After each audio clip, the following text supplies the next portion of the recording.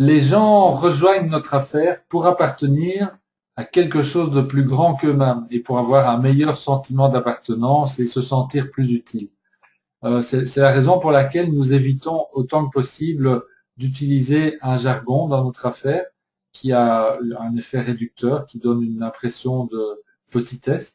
Et donc, nous avons rassemblé les principes de base de notre affaire en un seul mot, qui est le mot adroit.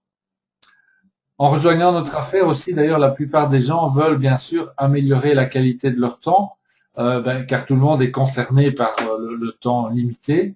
Et dans ce but, le concept adroit vise à maximiser la qualité de notre temps et à celui de nos distributeurs. Et enfin, tout le monde veut gagner plus d'argent, bien sûr, mais la vie interfère très vite avec notre activité, toujours à cause de ce même facteur, le temps. Donc, notre acronyme adroit résume tout en un seul mot, ce qui est pratique pour retenir l'essentiel et éviter le jargon. Alors, voyons de plus près de quoi est fait ce terme. Adroit, si on regarde ce que veut dire le terme, c'est capable, soigneux et rapide dans ses mouvements. Et c'est exactement ce que nous voulons être dans notre affaire. Tout le monde sait que si nous ne planifions pas pour réussir, eh bien, nous planifions notre échec. Donc, notre formule adroit a comme but d'aider les gens à garder le focus sur la chose principale qui est la qualité du temps, la qualité de notre temps que nous consacrons à notre affaire. Parce qu'en effet, lorsque nous démarrons, eh bien, nous démarrons quasi tous pour les mêmes raisons et notamment pour avoir plus d'argent et plus de temps de qualité. Et tout le monde sait qu'en affaires, il faut tenir un inventaire des ressources qui sont nécessaires à la production. Par exemple, dans une fabrique de vêtements, il faut s'assurer que les tissus, le fil, les aiguilles, les machines à coudre, le matériel en général, les couturières aussi, etc., soient disponibles en suffisance pour fabriquer les vêtements. Et si on ne fait pas d'inventaire, eh bien, il n'y a pas d'affaire, tout simplement. Alors, dans notre affaire, quelle est la ressource principale? Eh bien, la ressource principale, c'est notre temps. Adroit va donc mettre le focus sur la qualité du temps que nous consacrons à notre affaire, car c'est de cette qualité que va dépendre la croissance de notre affaire, qui est directement proportionnelle au volume de groupe. Alors, il y a une formule pour ça, la voici.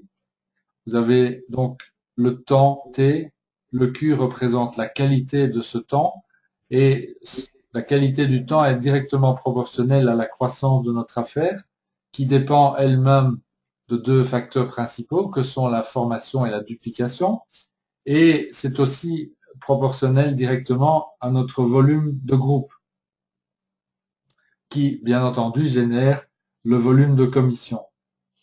Donc, en résumé, adroit met le focus sur la qualité du temps que nous consacrons, car c'est d'elle que va dépendre notre croissance et donc que va dépendre aussi les commissions générées pour nous et pour notre descendance. Et tout cela est exprimé dans cette formule du temps que vous avez sous les yeux. Alors maintenant, il est temps de jeter un coup d'œil attentif à ce que veut dire adroit dans notre façon de l'utiliser. Donc vous l'avez deviné, c'est un acronyme.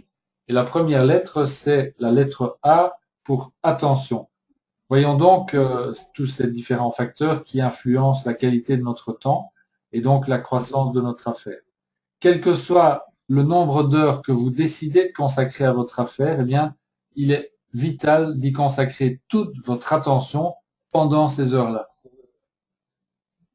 La répartition des heures durant la semaine est importante également pour le maintien de l'attention et il est prouvé qu'il est 100 fois plus efficace de pratiquer l'activité un petit nombre d'heures chaque jour plutôt qu'un grand nombre d'heures une ou deux fois par semaine ou 2 ou 3 jours par mois. Donc, première lettre de notre mot adroit, c'est A pour attention, l'attention. La deuxième lettre, c'est D pour duplicable, évidemment. La duplication est un produit qui est dérivé de l'éducation. Donc, nous cherchons toujours à garder les choses simples et faciles à enseigner. Les gens vont venir avec toutes sortes de propositions d'activités, donc il faudra les aider à cadrer en les gardant dans la liste des activités duplicables, c'est-à-dire qui sont facilement enseignables. Alors il y a une excellente règle pour décider si quelque chose, une activité en particulier, est ou non duplicable, et donc s'il faut ou non la garder. Et la règle est la suivante: si un enfant de 10 ans ne peut pas le faire, ne le faites pas non plus. Et inversement, si un enfant de 10 ans peut le faire, ben vous pouvez le faire, parce que ça sera facile à enseigner, et donc ça deviendra facilement duplicable. Alors par exemple, est-ce que, d'après vous, un enfant de 10 ans pourrait expliquer facilement le plan de compensation? La réponse, évidemment, est non. Par contre, est-ce qu'il peut facilement donner un CD qui explique le plan de compensation? Et là, la réponse est oui. Donc, pour expliquer le plan de compensation, ne le faisons pas nous-mêmes, donnons un CD qui explique le plan de compensation. C'est un exemple. Autre exemple, est-ce qu'un enfant de 10 ans peut facilement recruter quelqu'un par lui-même, tout seul? La réponse, de nouveau, c'est non. Par contre, est-ce qu'il peut utiliser l'ABC ou l'appel à 3 pour faire sa démarche de recrutement? La réponse dans ce cas-ci est oui. Donc, assurez-vous que chaque tâche que vous voulez entreprendre passe par ce test de duplicabilité. Est-ce qu'un enfant de 10 ans peut le faire? Pourquoi, encore une fois, écarter les tâches qui ne passent pas ce test? Eh bien, car c'est trop compliqué à enseigner et donc ce ne sera pas dupliqué. La troisième lettre de notre mot, c'est R. Et R, c'est R pour rapide. La vitesse compte plus qu'on imagine dans notre affaire, car la plupart des gens font cette activité à temps partiel et ont un emploi à temps plein. Et les savoir-faire qui sont proposés dans notre système sont donc conçus avec la vitesse à l'esprit. Si on cherche à rajouter d'autres savoir-faire, eh bien, on va ralentir les choses. Maintenant, donc par exemple, si nous prenons l'exemple des allumes-feu, c'est quelque chose qu'on peut expliquer en 5 minutes. Hein, vous vous rappelez la structure d'un allume-feu, un fait, un deuxième fait, et puis un bénéfice, un avantage pour notre interlocuteur. Après, bien entendu, il faut s'entraîner à les concevoir, etc. Mais ça, c'est un travail que chacun va pouvoir faire facilement, tout seul. Maintenant, quel est le facteur le plus important qui nous ralentit dans notre affaire?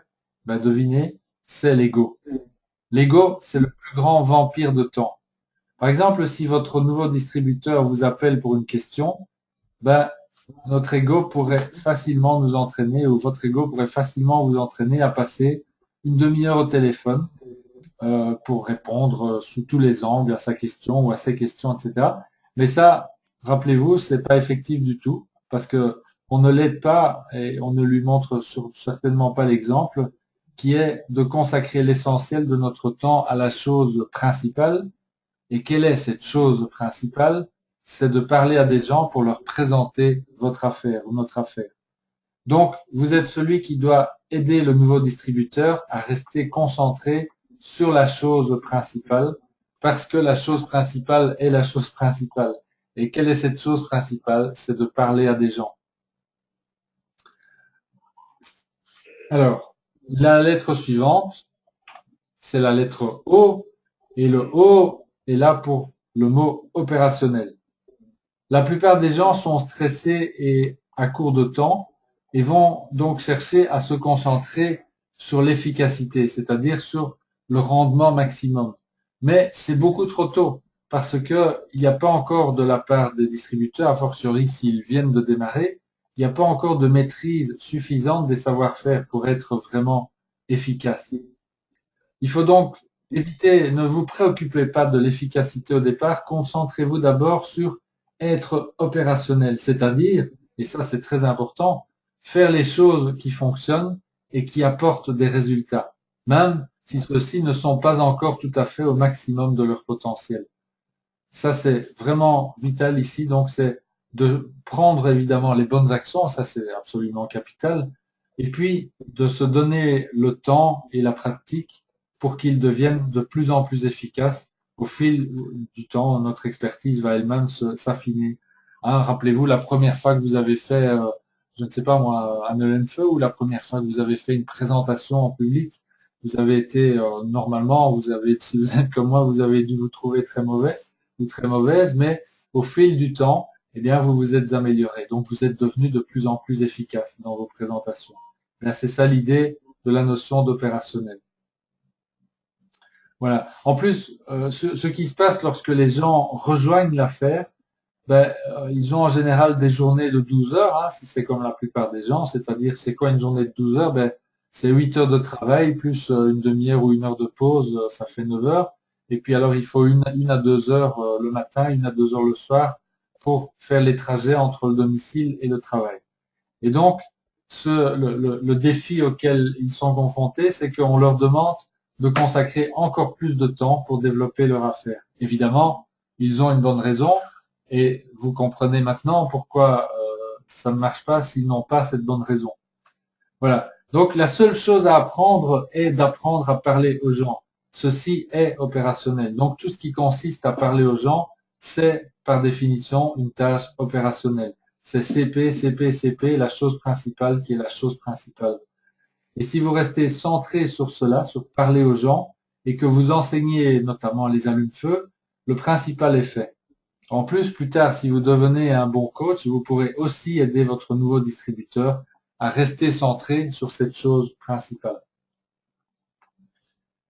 Alors, la lettre suivante, c'est la lettre I. Et la lettre I est là pour le mot image. Une image vaut 1000 mots. Que faire alors lorsqu'on n'a pas d'image sous la main et seulement les mots pour communiquer? Eh bien, utiliser des mots images, c'est-à-dire raconter une histoire. Tout le monde adore les histoires, donc le premier et le plus précieux de tous les savoir-faire, c'est de savoir raconter une histoire. Alors les gens détestent qu'on leur fasse une présentation commerciale. Par contre, ils adorent qu'on leur raconte une histoire. Alors peut-être que vous pensez que vous ne savez pas bien raconter des histoires. Alors je vous détrompe parce que est-ce que ça ne vous est jamais arrivé dans votre vie de un jour appeler la personne pour qui vous étiez au travail et de lui dire allô, ici c'est Joseph, ou c'est Luc, ou c'est Janine, je suis au fond de mon lit, je ne pourrais pas venir au bureau aujourd'hui. Voilà. Donc, je pense que vous voyez ce que je veux dire. Donc, nous sommes tous capables de raconter des histoires. Maintenant, il est clair que c'est un savoir-faire qui peut évidemment se perfectionner. Et ceux qui ont eu le plaisir de rencontrer Tom Wiegald-Schreiter savent à quel point, quand on maîtrise ce art, eh bien, on devient un maître en communication. Et c'est à la portée de tout le monde. Alors, quelle est maintenant la meilleure histoire et la plus facile à raconter? Ben, je vous le donne en mille, c'est la sienne, la vôtre en quelque sorte. C'est le principe même du bouche à oreille. Donc, la recommandation, c'est préparer votre propre histoire. Donc, apprenez à la raconter en la rendant à la fois courte, c'est-à-dire une trentaine de secondes, et intéressante, et entraînez-vous à la et pratiquez, et entraînez-vous à la raconter autant de fois que possible, jusqu'à ce que cela devienne pour vous une deuxième nature. La dernière lettre du mot à droite, c'est la lettre T. T pour tempo. Alors, lorsque vous planifiez le travail dans votre agenda, calculez le temps que cela va prendre et tenez-vous-y. Terminer à l'heure est aussi important. Terminer à l'heure est aussi important que de démarrer à l'heure. Savoir quand une activité doit s'arrêter coupe court au bavardage et au cancan, et cela améliore grandement les résultats. Donc, quand vous planifiez du temps avec quelqu'un, assurez-vous de fixer les deux limites, c'est-à-dire le début et la fin de la tâche. Cela tient l'ego en dehors de l'équation, car nous avons un temps limité pour traiter la tâche. N'acceptez jamais, jamais l'excuse d'un distributeur qui vous dirait je suis en retard ou j'ai pas pris plus de temps, car cela l'écarterait de la chose principale, qui est de parler aux gens. Autre point, ben, si votre distributeur arrive 20 minutes en retard, ne soyez pas dans le jugement, mais respectez simplement votre propre temps. Donc, par exemple, si vous aviez rendez-vous entre 4 et 5 heures de l'après-midi pour des appels à 3 et que votre distributeur arrive à 4h20, eh bien, démarrez votre séance à cette heure-là et clôturez-la à l'heure initialement prévue, c'est-à-dire à 5 heures. Alors, résumons-nous. Nous construisons donc notre affaire autour du mot adroit. D'abord, chaque minute que nous programmons pour faire avancer notre activité, nous y consacrons toute notre attention. Nous voulons nous assurer que les activités que nous faisons, un enfant de 10 ans puisse les faire, de sorte que ces activités soient duplicables par les autres personnes qui rejoignent notre activité. Que ce que nous faisons, d'autres personnes puissent le faire. Nous voulons être certains que les activités aussi soient opérationnelles et fassent avancer notre affaire. Donc, nous parlons essentiellement à des prospects. Nous pouvons apprendre en moins de 20 secondes comment parler à un prospect pour qu'il nous demande de l'information. C'est l'utilisation des allumes-feu, par exemple, et qu'il n'y ait pas de rejet. Et tout cela doit être rapide. C'est important car nous avons tous des vies bien remplies et le temps est précieux. La plupart des gens détestent qu'on leur fasse des présentations commerciales et adorent qu'on leur raconte une histoire en réponse à leur curiosité. Donc nous apprenons le plus vite possible à leur parler en images, en racontant notre histoire, c'est-à-dire comment nous avons connu cette affaire, ce que les solutions nous ont fait, etc. Et pour être sûr que les choses se réalisent et que nous restions dans le droit chemin, nous fixons le tempo en précisant les heures de début et de fin de tous nos rendez-vous. Et ensuite, nous prenons nos agendas pour planifier les prochaines activités.